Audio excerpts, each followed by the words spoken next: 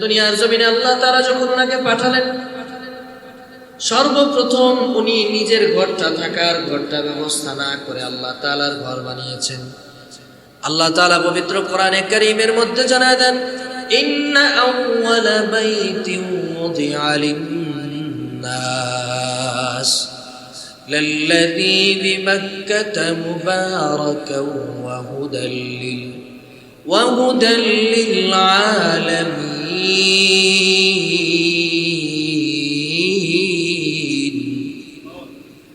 আল্লাহ রাব্বুল আলামিন বলেন, মানুষ ইন্না আউওয়ালা বাইতিন উযিআ লিন-নাস, মানুষদের দ্বারা সর্বপ্রথম যে ঘরটা আল্লাহ তাআলা নির্মাণ করিয়েছেন, লাল্লাযী বিমাক্কাতা মুবারাকান ওয়া হুদাল লিল-আলামিন, সর্বপ্রথম মক্কা নগরীতে আল্লাহ তাআলা একটা ঘর বানিয়েছেন। সাইয়েদনা আবুল বাশার হযরতে আদম আলাইহিস সালাতু ওয়াস সালাম ওই ঘরটা নির্মাণ করেছেন, যে ঘরে দাঁড়িয়ে আল্লাহর ইবাদত বন্দেগী করেছেন, আল্লাহর দরবারে সিজদায় করে করে কান্না করেছে। সবার প্রথম আল্লাহ তাআলা ইবাদত করার জন্য একটা ঘর বানাতে বলেছে। হযরত আদম চিন্তা করলেন, আমি যে ঘরে থাকবো সেটা আগে বানাবো, নাকি যে ঘরে সিজদায় করে আমি আল্লাহর কাছে কান্নাকাটি করবো, আল্লাহর কাছে ক্ষমা চাইবো, আল্লাহর ইবাদত করবো, এই ঘরটা আগে বানাবো। তিনি আগে ইবাদত করার ঘর বানালেন। কেন? ইবাদতকারীকে আল্লাহ পছন্দ করেন, যে ইবাদত বন্দেগী করে না তাকে আল্লাহ পছন্দ করেন। আল্লাহ রাব্বুল আলামিন মানুষদেরকে ইবাদত বন্দেগী করার জন্য বানিয়েছেন। কোরআনে কারীমের মধ্যে আল্লাহ বলেন, ওয়া মা খালাকুতুল জিন্না ওয়াল ইনসা ইল্লা লিয়াবুদুন। আল্লাহ বলেন, আমি মানুষ এবং জিন জাতিকে সৃষ্টি করলাম একমাত্র আমার ইবাদতের জন্য। মানুষ আল্লাহর ইবাদত করে, জিন জাতি আল্লাহর ইবাদত করে। মানুষ এবং জিন জাতিকে আল্লাহ তাআলা ইবাদতের জন্য স্পেসিফিক আদেশ দিয়ে দিলেন। কিন্তু দুনিয়ার অন্যান্য মাখলুক যারা আছে, এরাও কিন্তু আল্লাহর জিকির করে, তাসবিহ পড়ে। গাছের পাতা থেকে শুরু করে একেবারে গর্তের পিপিলিকা থেকে শুরু করে প্রাণী যত মাখলুক পৃথিবীর জমিনের মধ্যে আছে, সব কিছু আল্লাহ তাআলার জিকির করে। আল্লাহ রাব্বুল আলামিন কোরআনে কারীমের মধ্যে বলেন, ইউসাব্বিহু লিল্লাহি মা ফিস সামাওয়াতি ওয়া মা ফিল আরদ। আসমানের মধ্যে যা কিছু আছে, জমিনের মধ্যে যা কিছু আছে, সব কিছু আল্লাহ রাব্বুল আলামিনের তাসবিহ পড়ে, তার জিকির করে। কিন্তু মানুষকে আল্লাহ তাআলা ইবাদত বন্দেগী করার জন্য সৃষ্টি করেছেন। মানুষের দায়িত্ব হলো আল্লাহ তাআলার ইবাদত বন্দেগী করবে, আর আল্লাহকে ডাকবে, আল্লাহর জিকির করবে, আল্লাহর সামনে মাথা নত করবে। এটাই হলো একজন মানুষের জীবনের চূড়ান্ত লক্ষ্য। এই ইবাদত বন্দেগী আল্লাহ তাআলা করতে বলেছেন কতদিন পর্যন্ত? আল্লাহ তাআলা এটাও কোরআনের মধ্যে জানিয়ে দিয়েছেন। আল্লাহ রাব্বুল আলামিন বলেন, ওয়া'বুদ রাব্বাকা হাত্তা ইয়াতিয়াকাল ইয়াকিন। আল্লাহ রাব্বুল আলামিন বলেন, তোমরা ইবাদত বন্দেগী করবা যতদিন পর্যন্ত তোমাদের মৃত্যু চলে না আসবে, যতদিন আজরাইল তোমাদের সামনে এসে না দাঁড়াবে, অর্থাৎ তোমাদের রূহটা শরীর থেকে বিচ্ছিন্ন হওয়ার আগ পর্যন্ত আমি আল্লাহ রাব্বুল আলামিনের ইবাদত তোমরা করবে। আদেশটা কার?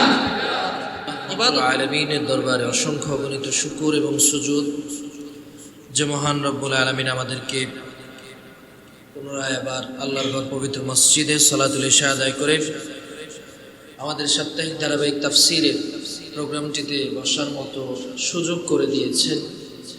এজন্য আল্লাহ তাআলার দরবারে সকলে শুকরিয়া আদায় করে বলি আলহামদুলিল্লাহ। আলহামদুলিল্লাহ, ধারাবাহিকভাবে আমাদের 3 সপ্তাহের তাফসির আমরা সম্পন্ন করতে পেরেছিলাম।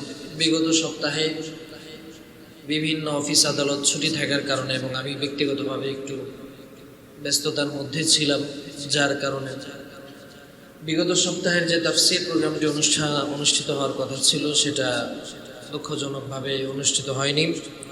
তো আপনাদের কাছে আমি দুঃখ প্রকাশ করছি। আল্লাহ তাআলা যেন আমাকে আপনাকে ধারাবাহিকভাবে আগামী সপ্তাহগুলোতে সুন্দরভাবে যেন তাফসীর সম্পূর্ণ করার তৌফিক দান করুন। সকলে বলি আমিন। সম্মানিত হাজিরিন, বিগত সপ্তাহগুলোতে আমরা সূরা ফাতিহা নিয়ে আলোচনা করেছি। 3 আয়াত পর্যন্ত তাফসির আমরা সম্পন্ন করতে পেরেছি। তো আজকে 4 নম্বর আয়াত থেকে আমরা কিছু আলোচনা শুনবো। আল্লাহ তাআলা যেন আমাকে তৌফিক দান করেন, আপনারা যেন শুনে আমল করতে পারেন। আল্লাহ তাআলা যেন আপনাদেরকেও সেই তৌফিক নসিব করেন। সকলে বলে আমিন। সূরা ফাতিহার 4 নম্বর যে আয়াত, ইয়াকা না'বুদু ওয়া ইয়াকা নাস্তাঈন, এর অর্থ হচ্ছে আমরা আপনারই ইবাদত করি, আপনার কাছে সাহায্য চাই। সবাই একসাথে আওয়াজ দিয়ে বলবেন, আমরা কার ইবাদত করি? আল্লাহর ইবাদত করি। আল্লাহ তাআলা এটাই বলেছেন, নবীকে এটাই শিক্ষা দিয়েছেন যে নবী আপনি বলুন আমরা শুধু আপনার ইবাদত করি, অর্থাৎ আল্লাহর ইবাদত করি। ওয়া ইয়াকা নাস্তাঈন, শুধু ইবাদত করি না, বিপদে আপদে সব সময় আল্লাহর কাছেই সাহায্য চাই। এটা উম্মতের জন্য আল্লাহ নবী সাল্লাল্লাহু আলাইহি সাল্লাম সূরা ফাতিহাকে দোয়া হিসেবে শিখিয়েছেন। প্রথম সপ্তাহে তাফসিরে বলেছিলাম সূরা ফাতিহার 14টি নাম শুনতে। এর মধ্যে একটা নাম ছিল সূরাতুদ দুআ, অর্থাৎ এই সূরার মাধ্যমে আল্লাহ তাআলার কাছে বান্দা দোয়া চায়, প্রার্থনা করে, আল্লাহ তাআলার কাছে চায়। মানুষকে যে একজনের সামনে নত হতে হয়, বিনয়ী হতে হয়, তার মাথাটাকে নত করতে হয়, এই শিক্ষাটা আল্লাহ তাআলা এই সূরার মধ্যে দিয়েছে। কিছু মানুষ আছে সে চাইতে জানে না, সে মাথা নত করতে জানে না।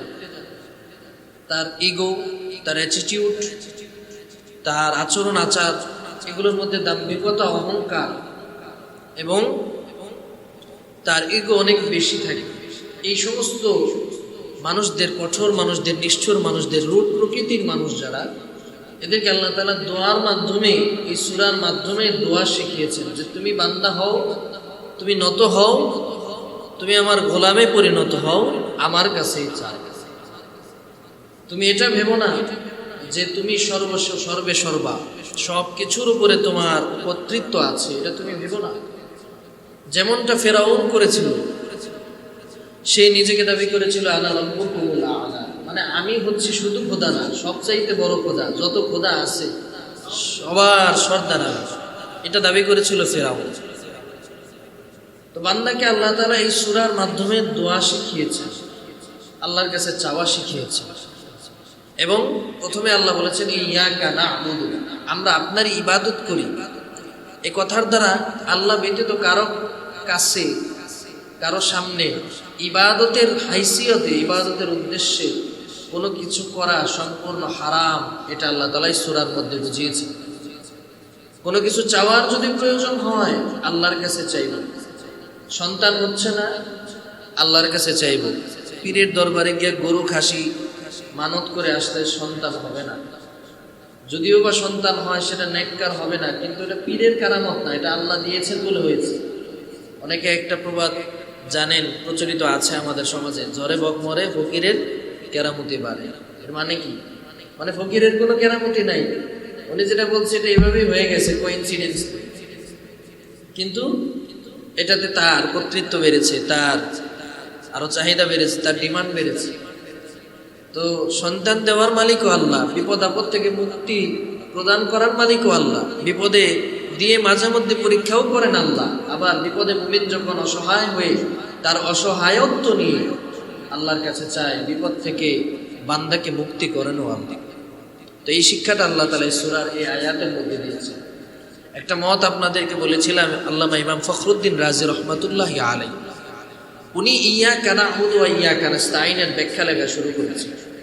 লিখতে লিখতে এক পর্যায়ে উনি বলেন, এই একটা আয়াতের ব্যাখ্যা কাবাহরিন, সমুদ্রের ন্যায়, লা সাহিলা লাহু, এমন মহাসমুদ্রের ন্যায় যে এই এক আয়াতের ব্যাখ্যা করে এই ব্যাখ্যার সমুদ্র পার হওয়ার মতো কোনো নাবিক, কোনো নৌযান এই আসমানের নিচে, জমিনের উপরে দ্বিতীয় আর সৃষ্টি হয় নাই। সুবহানাল্লাহ। গোটা শরীয়ত ইসলামীকে আল্লাহ তাআলা এই একটা আয়াতের মধ্যে আল্লাহ তাআলা ঢুকিয়ে দিয়েছেন। তো এই আয়াতের মধ্যে আল্লাহ ইবাদতের শিক্ষা দিয়েছেন। গত সপ্তাহের আমাদের এই গতকালকে শুক্রবার দিন জুমায় আলোচনা করেছিলাম যে ইবাদত মূলত হবে 2টা শর্তের ভিত্তিতে। 1 নাম্বার হচ্ছে আল্লাহ তাআলার সন্তুষ্টি, 2 নাম্বার হচ্ছে রাসূলের সুন্নাহ মোতাবেক সব কাজ করতে হবে। এটা একজন মানুষের জীবনের মূল লক্ষ্য, মূল টার্গেট হওয়া চাই। কিন্তু ইবাদতের উদ্দেশ্য হবে দুইটা। এক নাম্বার হচ্ছে এটাও আল্লাহর সন্তুষ্টি, রবের সন্তুষ্টি অর্জন। দুই নাম্বার হচ্ছে জান্নাতের চাহিদা, জান্নাত হাসিল করার ক্ষুধা। এটা একজন মুমিনের অন্তরে থাকতে হবে। এক নাম্বার আল্লাহর সন্তুষ্টি, দুই নাম্বার হচ্ছে জান্নাত পাওয়ার ক্ষুধা, জান্নাত হাসিল তার মাকসাদ হবে। আমার আপনার সমাজের মধ্যে একজন মানুষকে আমরা সফল বলে বিবেচিত করি কি হিসাবে? যার টাকা পয়সা বেশি, যে দেখতে সুন্দর, যার বংশ মর্যাদা বেশি ভালো, যার সন্তান সন্ততি ক্যারিয়ারে সফল, বিভিন্ন উচ্চ শিক্ষায় শিক্ষিত হয়েছে, বিভিন্ন বড় বড় ইউনিভার্সিটি ইনস্টিটিউটগুলোতে পড়াশোনা করেছে। আমি আপনি মনে করি আমার আপনার জীবনের সফলতা মূলত এটাই। কিন্তু আল্লাহ তাআলা ভিন্ন কথা বলেন। আল্লাহ বলেন, ফামান যুহজিহা আনিন নারি ওয়া উদখিলাল জান্নাতা ফাকাদ ফাজ ওয়া মাল হায়াতুদ দুনিয়া ইল্লা মাতাউল গুরুর। আল্লাহ রাব্বুল আলামিন বলেন, ফামান যুহজিহা আনিন নারি ওয়া উদখিলাল জান্নাহ, যে আল্লাহর বান্দাকে তার আমলের কারণে জাহান্নাম যার জন্য সাব্যস্ত হয়েছে, এমন জাহান্নামী বান্দার নামটা আমলের মাধ্যমে, নেক আমলের মাধ্যমে জাহান্নামের কাতার থেকে যার নামটা কেটে দিয়ে যাকে জান্নাতি বান্দাদের কাতারে যার নাম উঠায়া দেওয়া হয়, আল্লাহ তাআলা বলেন ওই মানুষটাই হলো প্রকৃত সফল। আল্লাহ তাআলার সংজ্ঞা অনুযায়ী সফলতার সংজ্ঞা একরকম, আমরা মানুষরা সফলতাকে আরেকভাবে বিবেচনা করি। আমাদের কাছে সফলতার সংজ্ঞা হলো আরেক রকম। আমরা মনে করি যার টাকা পয়সা বেশি, যার ক্ষমতা বেশি, যার অর্থ সম্পদ বেশি, সামাজিক অবস্থান যার ভালো, যার চেহারাটা সুন্দর, বংশ মর্যাদা ভালো, যার পদমর্যাদা ভালো, যে ভালো একটা কোম্পানিতে উচ্চ বেতনে উচ্চ স্কেলে চাকরি করে, যে বড় একটা ব্যবসা করে, সেই হলো আমাদের দৃষ্টিতে সফল। কিন্তু আল্লাহ বলেন যার নাম জাহান্নামী বান্দাদের কাতার থেকে কেটে দিয়ে জান্নাতি বান্দাদের কাতারে উঠিয়ে দেওয়া হয়, যে জাহান্নামী থেকে জান্নাতি বান্দাতে পরিণত হয়ে যায়, আল্লাহ বলেন আমার দৃষ্টিতে ওই মানুষটাই হলো চূড়ান্ত সফল।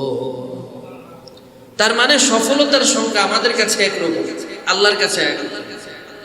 ফামান যুহজিহা আনিন নার ওয়া উদখিলাল জান্নাহ ফাকাদ ফাজ, যাকে জাহান্নাম থেকে উত্তোলন করে জান্নাতের দিকে সম্প্রসারিত করে দেওয়া হয়, ফাকাদ ফাজ, সে সফল কাম। সুবহানাল্লাহ।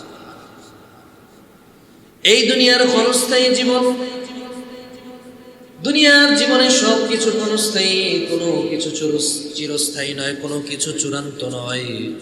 আল্লাহ বলেন ওয়ামাল হায়াতুদ দুনিয়া ইল্লা মাতাউল গুরুর, এই দুনিয়ার মধ্যে যা কিছু আছে, যা কিছু আমার আপনার সামনে আছে, সব কিছু একদিন শেষ হয়ে যাবে।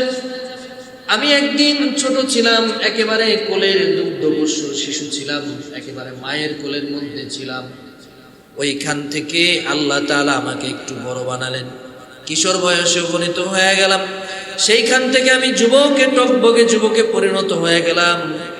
সময়ের বিবর্তনে, কালের আবর্তনে আমি বৃদ্ধ হয়ে গেলাম। আমার চুল দাড়িগুলো সব কেটে গেছে, হাতের চামড়াগুলো ভাঁজ পড়ে গেছে, চেহারার মধ্যে যেই শুভ্রতা ছিল, যেই লালিমা ছিল, চেহারার মধ্যে যে উজ্জ্বলতা ছিল, চেহারার মধ্যে যে আকর্ষণ ছিল, সময়ের পালাক্রমে সব শেষ হয়ে গেছে।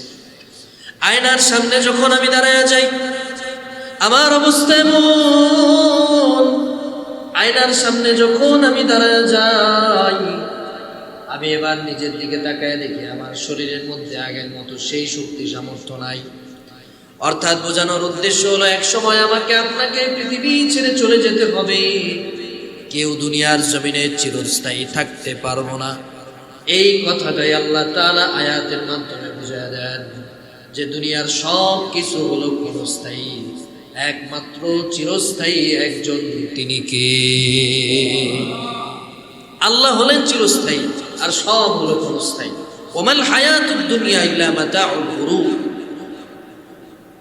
তার মানে হলো সফল সেই ব্যক্তি যে দুনিয়ার এই ক্ষণস্থায়ী জীবনে নেক আমল করে, নিজের আমলগুলোকে সুন্দর করে, নিজের আমলগুলোকে পরিপাটি করে, নিজের আমলগুলোকে সাজিয়ে গুছিয়ে এই ক্ষণস্থায়ী জীবনটাকে সাজানো গোছানো অবস্থায় শেষ করে, আমলের পাল্লাটা ভারী করে, আমলের ঝুলিটাকে ভারী করে যেই ব্যক্তিটা দুনিয়া ত্যাগ করে, দুনিয়ার এই ক্ষণস্থায়ী সফর যে শেষ করে, তার আখিরাতের চূড়ান্ত যেই গন্তব্য, সেই গন্তব্যে আমলের ঝুলি নিয়ে যে হাজির হয়, আল্লাহ বলেন ওই বান্দাটাই আমার দৃষ্টিতে চূড়ান্ত সফল। তার মানে সফলতা হচ্ছে যে বেশি আমল করে আল্লাহর জান্নাতে যেতে পারে সেটা। আমার আপনার দৃষ্টিতে যাকে সফল আমরা মনে করি, টাকা পয়সা ব্যাংক ব্যালেন্সের অধিকারী যে হয় সে সফল, কিন্তু না, আল্লাহ তাআলা কিন্তু বান্দার ব্যাংক ব্যালেন্স দেখেন না, আল্লাহ বান্দার সামাজিক স্ট্যাটাস দেখেন না, সমাজের মধ্যে কার ক্ষমতা কত বেশি এটা আল্লাহ তাআলা দেখেন না।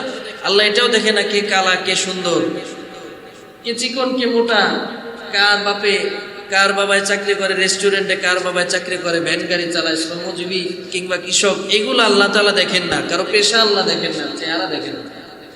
নবীজি সাল্লাল্লাহু আলাইহি ওয়াসাল্লাম বলেন, হাদিসের মধ্যে এসেছে, নবীজি বলেন ইন্নাল্লাহা লা ইয়ানজুরু ইলা সুওয়ারিকুম ওয়া আমওয়ালিকুম ওয়ালাকিন ইয়ানজুরু ইলা কুলুবিকুম ওয়া আমালিকুম।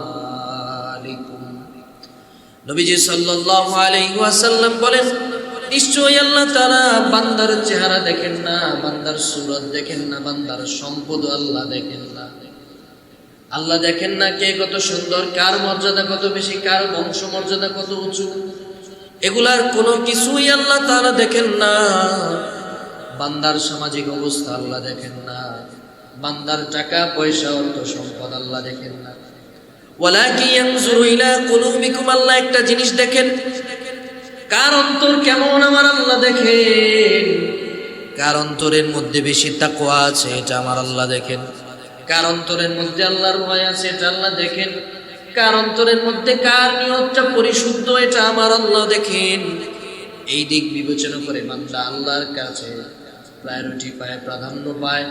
আল্লাহ যার অন্তরের মধ্যে তাকওয়া বেশি থাকে, যার অন্তরের মধ্যে আল্লাহর ভয় বেশি, ওই বান্দার দাম আমার আল্লাহ রাব্বুল আলামিনের কাছেও বেশি। সুবহানাল্লাহ। ওয়ালাকিন ইয়ানজুরু ইলা কুলুবিকুম ওয়া আমালিকুম, আল্লাহ তোমাদের মনের অবস্থা দেখেন, তোমাদের মনের অভ্যন্তরীণ অবস্থা দেখেন, তোমার মনের গহীন কোণে কি আছে এটা আল্লাহ দেখেন। আর তুমি যে আমল করো, নেক আমল করলেও আমার আল্লাহ দেখেন, বদ আমল করলেও আমার আল্লাহ দেখেন। রাতের বেলায় তুমি জিনা করার জন্য ঘুম থেকে জাগ্রত হয়েছো, এটাও আমার আল্লাহ দেখেন। পক্ষান্তরে রাতের বেলা তুমি শীতের রাত, কনকনে শীতের রাতে কম্বল ছেড়ে, লেপ ছেড়ে, তোশক ছেড়ে, দামি দামি কমফোর্টার ছেড়ে তুমি নিজের আরামের জায়গা থেকে, কমফোর্ট জোন থেকে বেরিয়ে উঠে গিয়েছো, বদনাটা বরিয়ে নিয়েছো, ঠান্ডা পানি দিয়ে উযু করে তুমি জায়নামাজে দাঁড়িয়েছো, এটাও আমার আল্লাহ দেখেন। আবার রাতের বেলায় চুরি করার জন্য তুমি জাগ্রত হয়েছো, জিনা ব্যভিচারে লিপ্ত হওয়ার জন্য জাগ্রত হয়েছো, উভয় আমল, উভয় কাজ, উভয় সব কিছু আমার আল্লাহ দেখে। দুইটা জিনিসই আল্লাহ পর্যবেক্ষণ করেন, খারাপ করলেও আল্লাহ দেখবেন, ভালো করলেও দেখবেন। কারো সাথে অন্যায় করলেও দুনিয়ার কেউ দেখলো না, আল্লাহ দেখবেন। কারো সাথে ন্যায় ইনসাফ করলেও কেউ আপনার এই ইনসাফের প্রশংসা করে নাই, ঠিক, কিন্তু আল্লাহর রেকর্ড বইয়ের মধ্যে আপনি যে ইনসাফগার, আপনি যে ন্যায় বিচার করলেন, ন্যায় পরায়ণতার পরিচয় দিলেন, এটা আল্লাহর কাছে লিপিবদ্ধ করা থাকে। কাজে আল্লাহ তাআলা বান্দার আমল দেখেন, বান্দার সূরত দেখেন না, সিরত দেখেন না, বান্দার টাকা পয়সা দেখেন না, পদমর্যাদা দেখেন না, আল্লাহ দেখেন বান্দার অবস্থা দেখেন, বান্দা কেমন আমল করে মনের অবস্থা দেখেন, আর বান্দার আমলগুলো আল্লাহ দেখেন। এবার আসেন, ইবাদতের কথা যখন বললাম, এই আয়াতের ব্যাখ্যা যদি করতে চাই, ইবাদতের ক্ষেত্রে কোন ইবাদতগুলোকে প্রাধান্য দিব, অল্প সময় আলোচনা শেষ হবে ইনশাআল্লাহ। সর্বপ্রথম সবচেয়ে উৎকৃষ্ট যে ইবাদতের কথা সবাই আমরা জানি, সেই ইবাদতের নাম হচ্ছে নামাজ। নামাজ নিয়ে যদি আলোচনা করতে চাই, নামাজের ফজিলত, গুরুত্ব, না পড়ার শাস্তি, পড়লে কি সওয়াব, এগুলো নিয়ে আলোচনা করতে গেলে 1 থেকে 2 ঘন্টা সময় এখানেই আলোচনা করা লাগবে। তো সংক্ষেপে 5 মিনিটে শুধু নামাজ নিয়ে আলোচনা করব। নামাজ মানে হচ্ছে আল্লাহ তাআলার সামনে নিজেকে নত করা, আল্লাহ তাআলার সামনে নিজেকে ঝোঁকানো, আল্লাহর সামনে আনুগত্য প্রকাশ করা। Go down before your Lord, আল্লাহর সামনে নিজেকে ঝুঁকে দেওয়া, সঁপে দেওয়া, আল্লাহর একাকিত্বের, আল্লাহ তাআলার একক হওয়া, রুবুবিয়্যতের, ওয়াহদানিয়্যতের, আল্লাহ তাআলা এক, এই ব্যাপারে আপনি নামাজের মাধ্যমে আল্লাহর গোলামি করে আপনি বুঝিয়ে দিলেন যে এক আল্লাহর ইবাদত আমি বান্দা হিসেবে করি, তার সামনেই মাথা নত করি, পৃথিবীর আর কারো সামনে মাথা নত করি না। মুমিনের মাথাটা শুধু নত হবে আল্লাহর সামনে। মুমিন পৃথিবীর কারো সামনে নিজের মাথা নত করবে না, এটা একজন ইমানদারের বৈশিষ্ট্য। আপনি যদি কোনো একজন নেতার পেছনে ঘুরি, কোনো একটা স্বার্থ হাসিলের জন্য, যে কোনো একটা স্বার্থের জন্য একজনের পেছনে আমি ঘুরি, উদাহরণ হিসেবে দেখেন, তার সামনে আমি যদি আমার মাথা নত করি, এটা ইমানদারের আলামত না। বরং কারোর সাথে সুসম্পর্ক রাখা অবশ্যই ভালো কাজ, কিন্তু সেটা নিজের ইমান বিক্রি করে নয়, বরং নিজের সাথে, ইমানের সাথে, সম্মানের সাথে যতটুকু সম্পর্ক রাখা যায় ততটুকুনি সম্পর্ক রাখা, এর বহির্ভূত কিছু না করা। অনেক সময় আমাদের মধ্যে অনেক ভাই ভুল করে এই কাজ করে ফেলেন। নিজে যাকে পছন্দ করেন তাকে সবচাইতে বেশি মহব্বত করেন, এমন অবস্থা করেন তার সামনে নিজের মাথাটা পর্যন্ত নত করে দেন। অনেক জায়গায় বাংলাদেশের রিমোট যে অঞ্চলগুলো আছে, একবারে প্রত্যন্ত অঞ্চলগুলোর মধ্যে গেলে দেখবেন কি ধরনের কুসংস্কার আছে। জীবনে যে 4 বছর 4 মাসের মধ্যে যে একবার গোসল করে না, ওই লোকের সামনে গিয়ে মানুষ মাথা নত করতেছে, সিজদা দিতেছে। আবার নিজের চোখে দেখা, আমি নিজের চোখে দেখে এসেছি, এরকম বহু জায়গা আছে। এই কাজগুলা যারা করে তারা তো মূলত ইমানদারের পরিচয় বহন করে না। যদি ভুল ক্রমে করে, যদি পরবর্তীতে তওবা করে না, আল্লাহ মাফ করুন। কিন্তু যদি ইচ্ছাকৃতভাবে কেউ করে, জেনে শুনে করে, তাহলে হারাম হয়ে যাবে তার জন্য জান্নাত। সে ঈমান হারা হয়ে যাবে, সে আর ঈমানদার থাকবে না। এজন্য মুমিনের মাথাটা নত হবে একজনের সামনে, তিনি কে? আল্লাহর সামনে মাথা নত। রবের সামনে আপনি মাথা নত করবেন, রুকু করবেন, সিজদা দিবেন। রাসূলুল্লাহ সাল্লাল্লাহু আলাইহি ওয়াসাল্লাম নামাজি বান্দাকে কেমন ভালোবাসতেন। নামাজের ব্যাপারে আল্লাহ তাআলা পবিত্র কোরআনে কারীমের মধ্যে অনেক জায়গায় আদেশ করেছেন। প্রায় 80 জায়গার চাইতেও বেশি আল্লাহ তাআলা নামাজের কথা বলেছেন। শুধুমাত্র আল্লাহ তাআলাকে সিজদার কথা আল্লাহ তাআলা প্রায় 66 জায়গায় কোরআনে কারীমের উল্লেখ করেছেন। এই নামাজের ব্যাপারে আল্লাহর নবী সরকারে দো আলম রাসূলে আরবি মুহাম্মদুর রাসূলুল্লাহ সাল্লাল্লাহু আলাইহি ওয়াসাল্লাম বলেন, কিয়ামতের দিন বান্দার সব আমলনামার হিসাবের আগে বান্দা দুনিয়ার জমিনে যা নামাজ পড়েছে, বান্দার ওই নামাজের হিসাবটাই আগে হবে। আগে বান্দার নামাজের হিসাব। আল্লাহর নবী সরকারে দো আলম একবার নামাজ পড়ার জন্য ওযু করবেন। ওযু করার জন্য আল্লাহর নবী পানি তালাশ করতেছেন, পানি খুঁজতেছেন ওযু করার জন্য। একজন সাহাবী আল্লাহর নবী সরকারে দো আলমের সামনে এক বদনা পানি নিয়ে হাজির হয়ে গেলেন। নবীজি ওই সাহাবীর পানি পেয়ে মন খুশি হলেন, অনেক বেশি আনন্দিত হলেন, অনেক বেশি প্রফুল্লিত হলেন। উনি নামাজ আদায় করলেন। নামাজ আদায় করার পর ওই সাহাবীকে ডাক দেয়া বলে, ও আমার প্রাণের সাহাবী, তুমি আমার কাছে আসো। বলে, ইয়া রাসূলুল্লাহ, বলেন কি বলবেন? নবীজি বলেন যে, তুমি আমাকে এই যে ওযুর পানি দিয়ে যে ছোট্ট সামান্য আমল করেছো, আমি মুহাম্মদুর রাসূলুল্লাহ তোমার এই আমলে খুশি হয়ে গিয়েছি। তোমার এই আমলের মধ্যে তোমার আমলের প্রতি আমি সন্তুষ্ট হয়ে গিয়েছি। আমি মুহাম্মদুর রাসূলুল্লাহ সাল্লাল্লাহু আলাইহি ওয়াসাল্লামের কাছে তুমি একটা আবদার রাখতে পারো, আমি পূরণ করার চেষ্টা করব। চাও, কি চাও আমার কাছে চাও, আমি তোমার আবদার রাখার চেষ্টা করব। সাহাবী চাইলে দুনিয়ার টাকা পয়সা, গাড়ি বাড়ি, ধন দৌলত সবকিছু চাইতে পারতেন, কিন্তু নবীর সাহাবী নবীর মতোই চমৎকার উদাহরণ দিলেন, নবীর মতোই চমৎকার একটা জবাব দিলেন।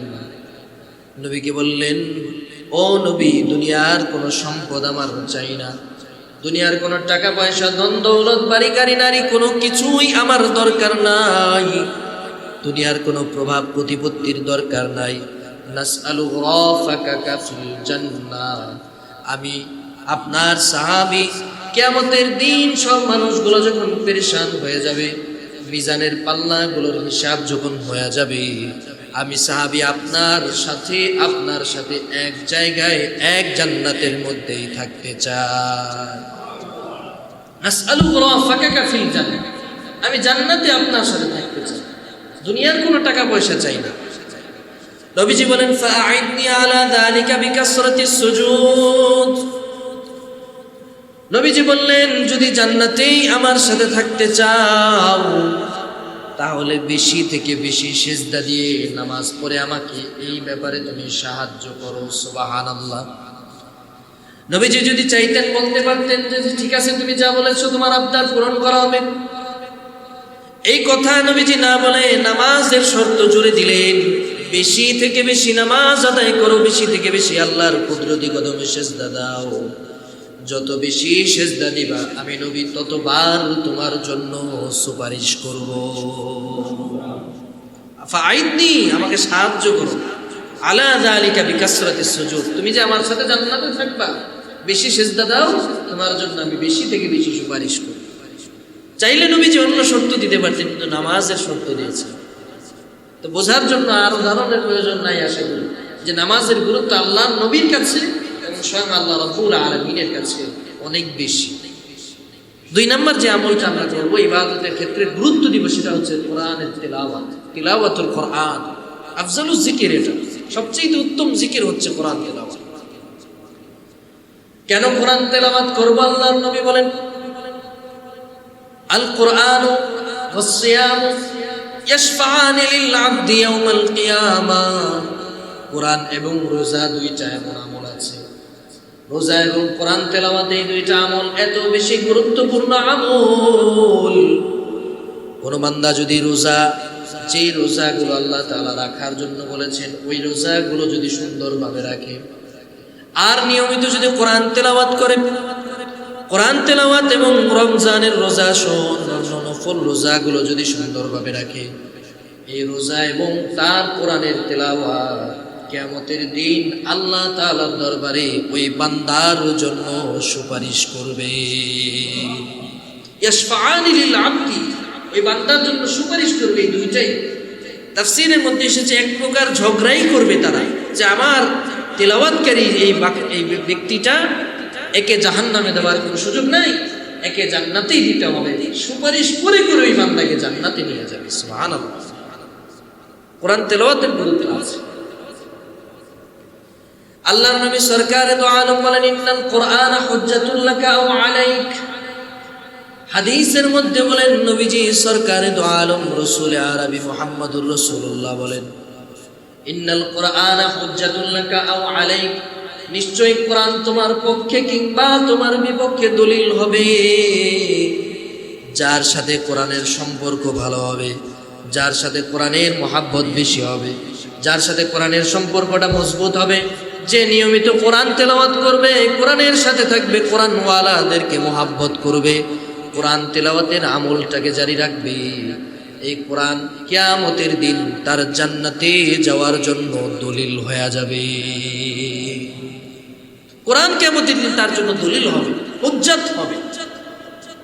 পক্ষান্তরে কারো সম্পর্ক যদি কোরআনের সাথে খারাপ থাকে, কোরআন তেলাওয়াত করে না, কোরআনের হক আদায় করে না, কোরআন শিখতে পারলো না, জানতে পারলো না, বুঝলো না, মানলো না, কোনো কিছুই করলো না, কোরআনের সাথে যার সম্পর্কটা খারাপ, কোরআনের বিরুদ্ধে যার অবস্থান, কোরআন ওয়ালাদের বিরুদ্ধে অবস্থান।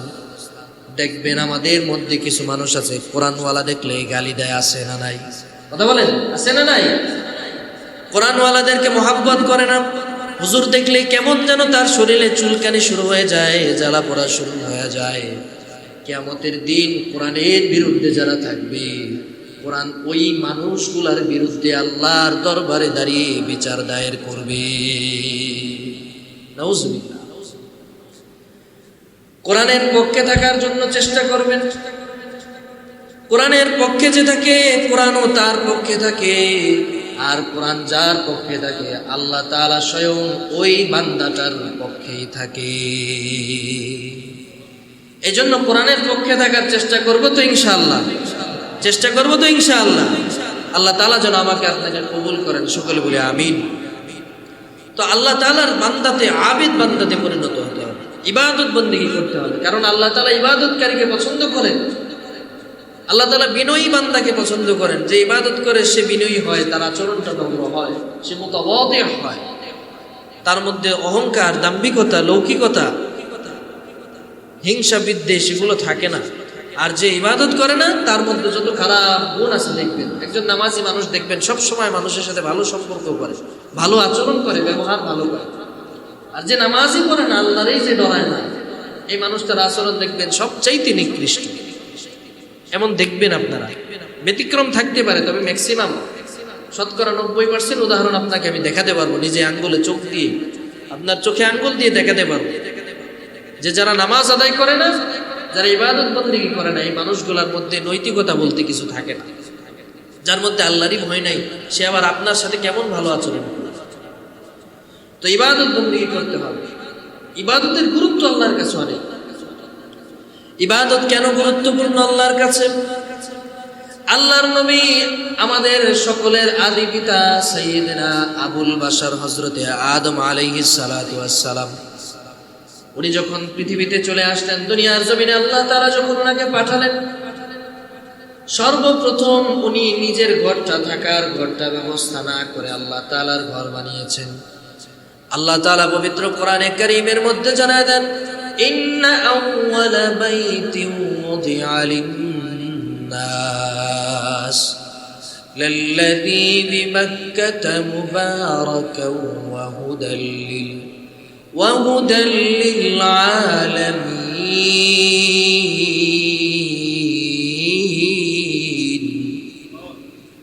আল্লাহ রাব্বুল আলামিন বলেন, মানুষ, ইন্না আউওয়ালা বাইতিন উযিআ লিন-নাস, মানুষদের দ্বারা সর্বপ্রথম যে ঘরটা আল্লাহ তাআলা নির্মাণ করিয়েছেন, লাল্লাযী বিমাক্কাতা মুবারাকান ওয়া হুদাল লিল-আলামিন, সর্বপ্রথম মক্কা নগরীতে আল্লাহ তাআলা একটা ঘর বানিয়েছেন। সাইয়্যিদনা আবুল বাশার হযরতে আদম আলাইহিস সালাতু ওয়াস সালাম ওই ঘরটা নির্মাণ করেছেন, যেই ঘরে দাঁড়িয়ে আল্লাহর ইবাদত বন্দেগী করেছেন, আল্লাহর দরবারে সিজদায় পড়ে পড়ে কান্না করেছে। সবার প্রথম আল্লাহ তাআলা ইবাদত করার জন্য একটা ঘর বানাতে বলেছে। হযরত আদম চিন্তা করলেন, আমি যে ঘরে থাকবো সেটা আগে বানাবো, নাকি যে ঘরে সিজদায় পড়ে আমি আল্লাহর কাছে কান্নাকাটি করবো, আল্লাহর কাছে ক্ষমা চাইবো, আল্লাহর ইবাদত করবো, ওই ঘরটা আগে বানাবো। তিনি আগে ইবাদত করার ঘর বানালেন, কেন ইবাদতকারীকে আল্লাহ পছন্দ করেন। যে ইবাদত বন্দেগী করে না, তাকে আল্লাহ পছন্দ করেন। আল্লাহ রাব্বুল আলামিন মানুষদেরকে ইবাদত বন্দেগী করার জন্য বানিয়েছেন। কোরআনে কারীমের মধ্যে আল্লাহ বলেন, ওয়া মা খালাকুতুল জিন্না ওয়াল ইনসা ইল্লা লিয়াবুদুন। আল্লাহ বলেন, আমি মানুষ এবং জিন জাতিকে সৃষ্টি করলাম একমাত্র আমার ইবাদতের জন্য। মানুষ আল্লাহর ইবাদত করে, জিন জাতি আল্লাহর ইবাদত করে। মানুষ এবং জিন জাতিকে আল্লাহ তাআলা ইবাদতের জন্য স্পেসিফিক আদেশ দিয়ে দিলেন। কিন্তু দুনিয়ার অন্যান্য মাখলুক যারা আছে, এরাও কিন্তু আল্লাহর জিকির করে, তাসবিহ পড়ে।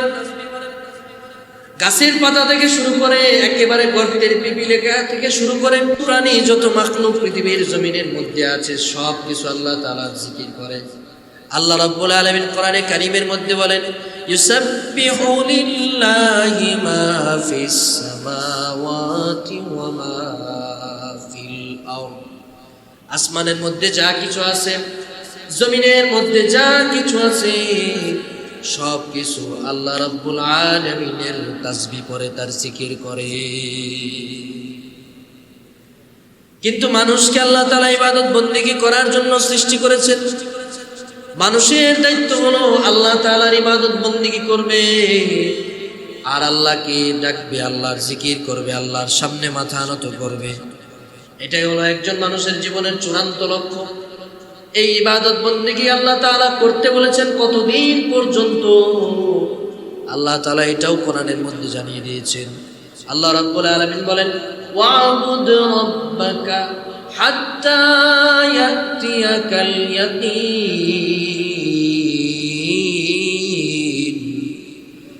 আল্লাহ রাব্বুল আলামিন বলেন, তোমরা ইবাদত বন্দেগী করবা যতদিন পর্যন্ত তোমাদের মৃত্যু চলে না আসবে, যতদিন আজরাইল তোমাদের সামনে এসে না দাঁড়াবে, অর্থাৎ তোমাদের রূহটা শরীর থেকে বিচ্ছিন্ন হওয়ার আগ পর্যন্ত আমি আল্লাহ রাব্বুল আলামিনের ইবাদত তোমরা করবে। আদেশটা কার? ইবাদত করতে হবে।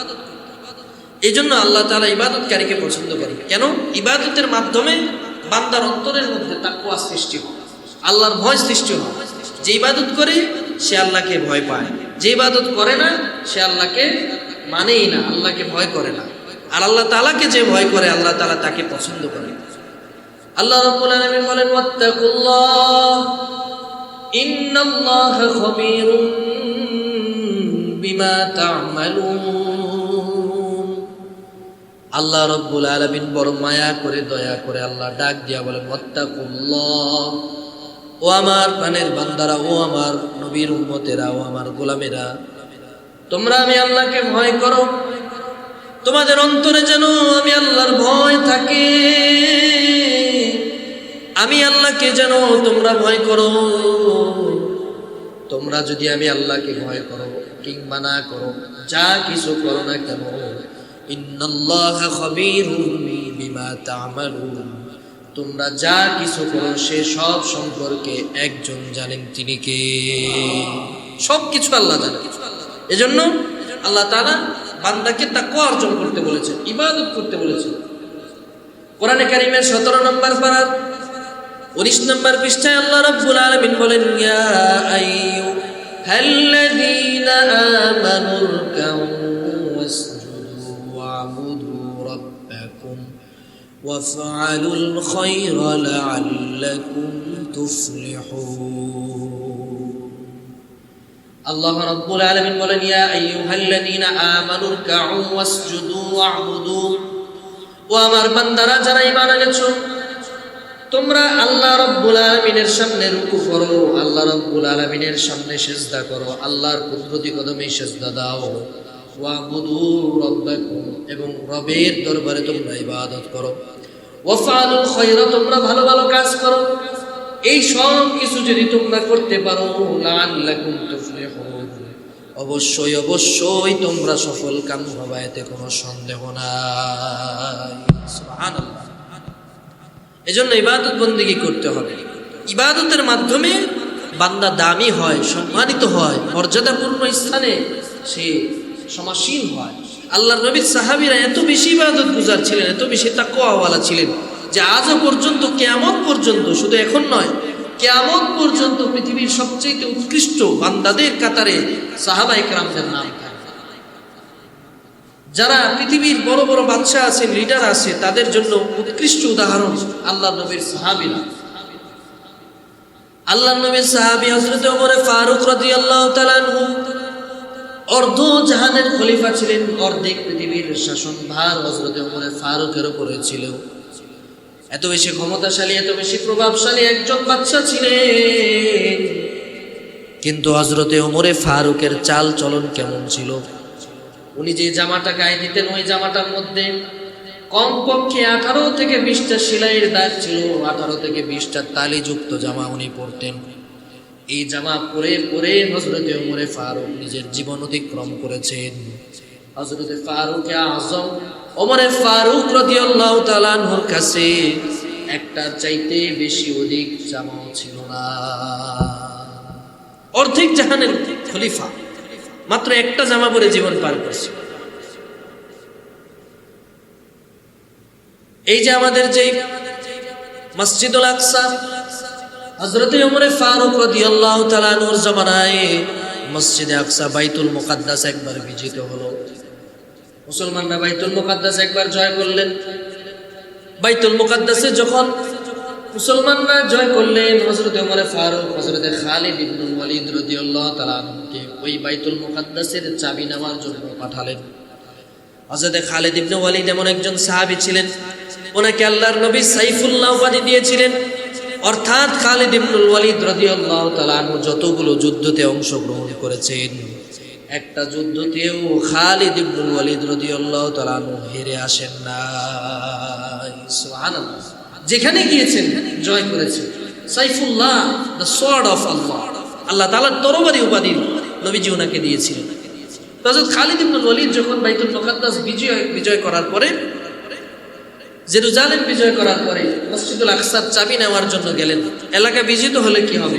তৎকালীন আহলে কিতাব যারা ছিল, আহলে কিতাব ওয়ালা আলেম যারা ছিলেন, তারা বাইতুল মুকাদ্দাসের ভিতরে, একেবারে মসজিদের ভিতরে সেখানে বসা ছিল। সেখানে তারা ইবাদত বন্দেগী করতো, চাবিগুলা তার কাছে ছিল, ওই ব্যক্তিদের কাছে ছিল।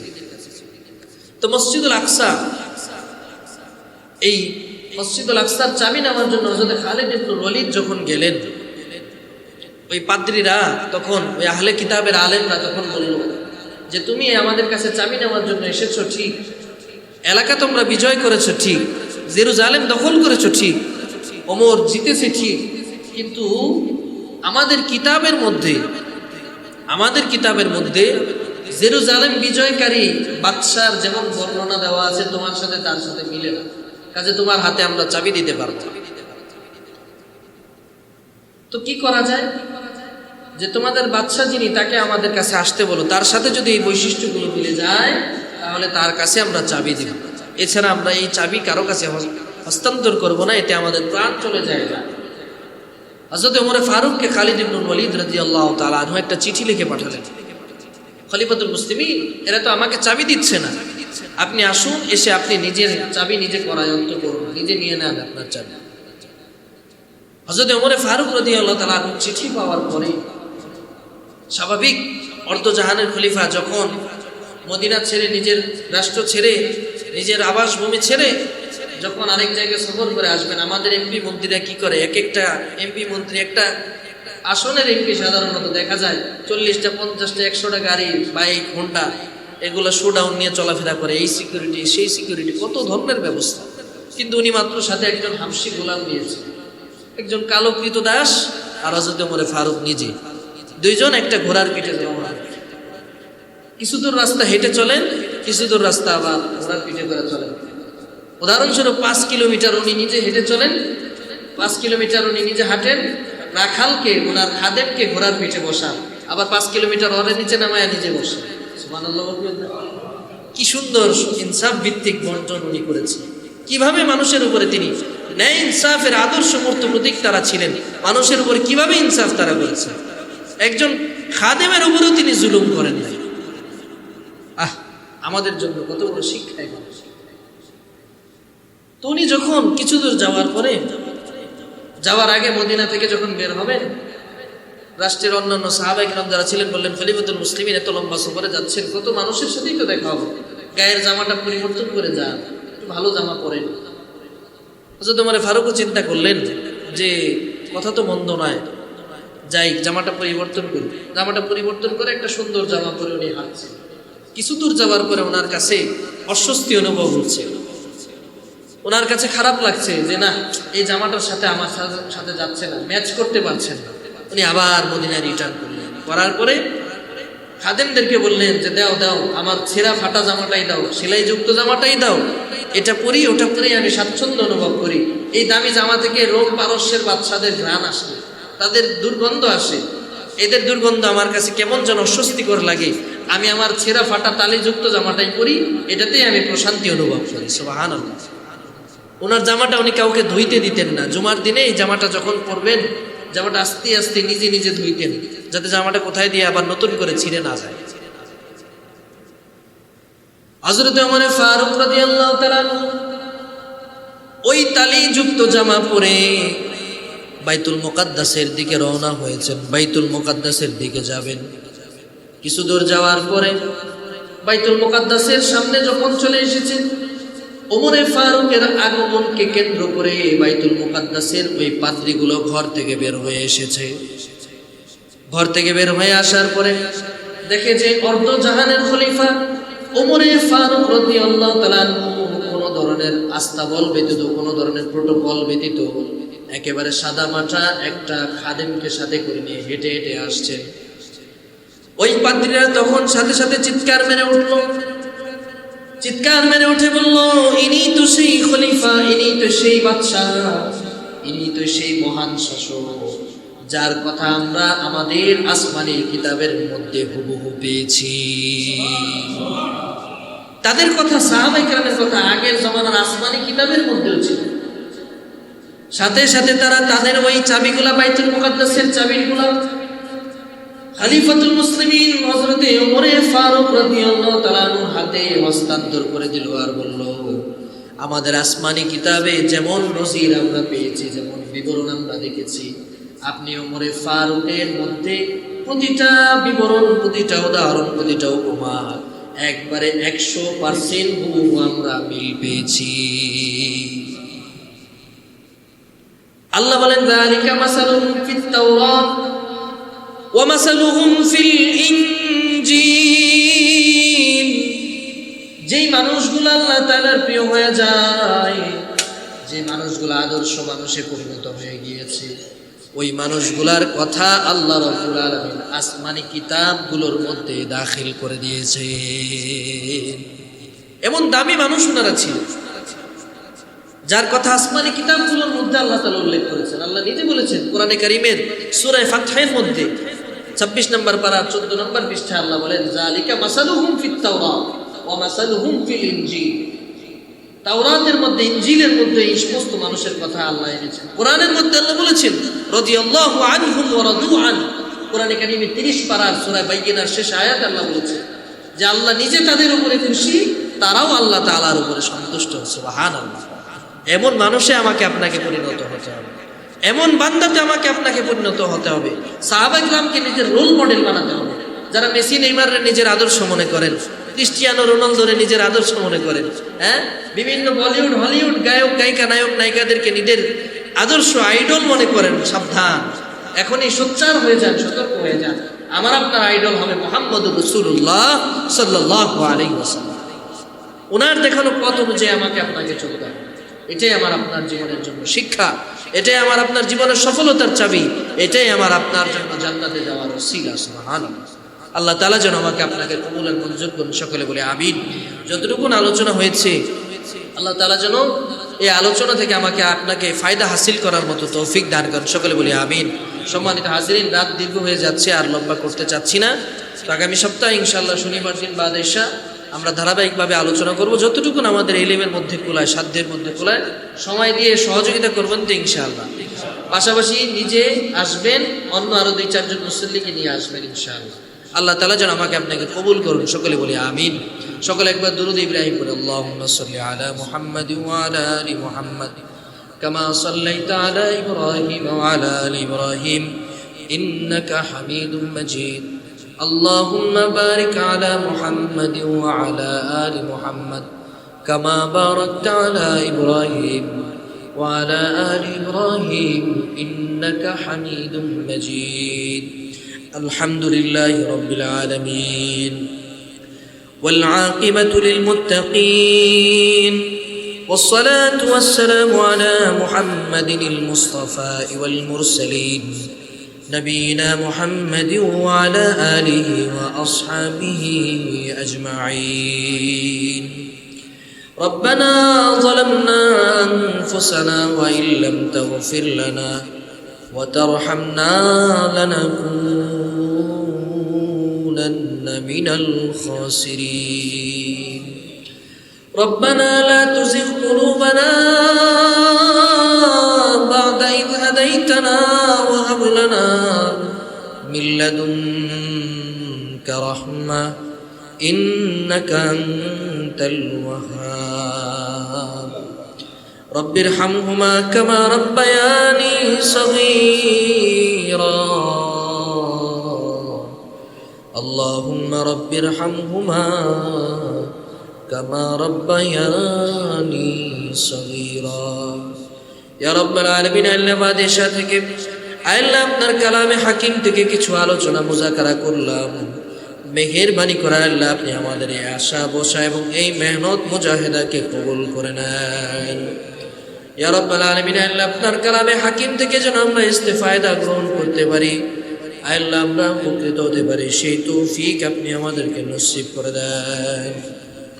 ইয়া রাব্বাল আলামিন, আল্লাহ আপনার একনিষ্ঠ খাদেমে, আল্লাহ আপনার একনিষ্ঠ গোলামে যেন আমরা পরিণত হয়ে যেতে পারি, আল্লাহ আপনার জান্নাতি বান্দাদের কাতারে যেন নিজেদের নাম উঠাতে পারি, সেই তৌফিক আপনি আমাদেরকে নসিব করে দেন।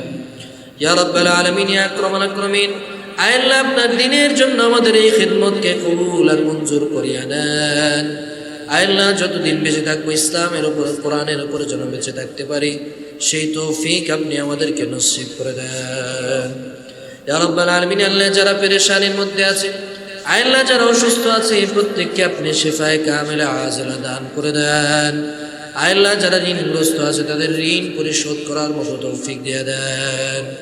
ইয়া রাব্বাল আলামিন, ইয়া আকরামাল আকরামিন, আল্লাহ আমাদের মধ্য থেকে যাদের মা বাবা অসুস্থ আছে, যাদের মা বাবা আল্লাহ অসুস্থতায় দিন পার করছে, আল্লাহ প্রত্যেকের মা বাবাকে সুস্থতা নসিব করে দেন। ইয়া রাব্বাল আলামিন, যাদের মা বাবা চিরবিদায় নিয়ে অন্ধকার কবরের বাসিন্দা হয়ে গিয়েছে, ওই মা বাবার কবরটাকে জান্নাতের টুকরা হিসেবে কবুল করে নেন। সর্বশেষ ফরিয়াদ, আজরাইল যেদিন আমাদের রূহ কবজ করার জন্য আসবে, ওই দিন আমাদের সকলের জবানে আপনার তাওহীদের কালিমা আপনি জারি করে দিন।